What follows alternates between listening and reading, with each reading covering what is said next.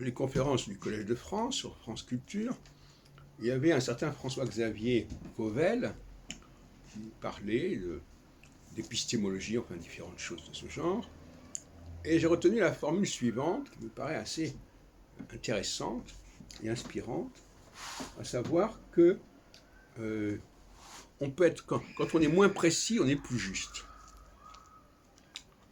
Alors, d'abord, il faut bien comprendre que l'intelligence consiste à rapprocher des choses qui ne sont pas totalement identiques, mais qui sont approximativement semblables. Et on voit bien que là, ça bloque. Dans les cafés philo que j'ai organisés pendant des années, on voyait bien que les gens avaient du mal à connecter des choses qui n'étaient pas exactement semblables. Comme si l'intelligence consistait à constater des choses qui sont exactement semblables. Tout chercheur dans le domaine des sciences humaines, je ne parle pas des sciences physiques, et encore peut-être que là aussi il y a des questions de ce genre, c'est qu'il faut rapprocher des choses qui par certains côtés sont dissemblables, mais qui sont quand même semblables sur l'essentiel. Par exemple, quand on compare le français et l'anglais, bon, à l'oral c'est dissemblable, à l'écrit c'est semblable, par exemple, un exemple parmi d'autres. Et dans d'autres domaines, c'est la même chose. Méfions-nous des gens qui ont une exigence de précision excessive, parce que ça les empêche de percevoir des similitudes et de faire des connexions et des corrélations.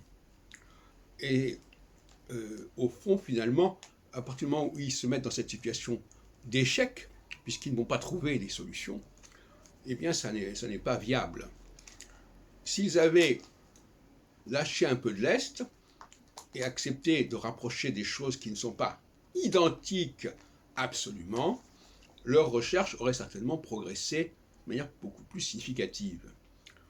Alors, bon, vous savez que je travaille dans le domaine de l'astrologie. Tout à l'heure, j'ai fait un exposé là-dessus. Bon, de la même façon, par exemple, si je dis qu'il y a des choses qui sont communes chez toutes les femmes, on me dira « Ah mais non, c'est pas exactement comme ça ». C'est pareil. Bien sûr que ça n'est pas exactement comme ça.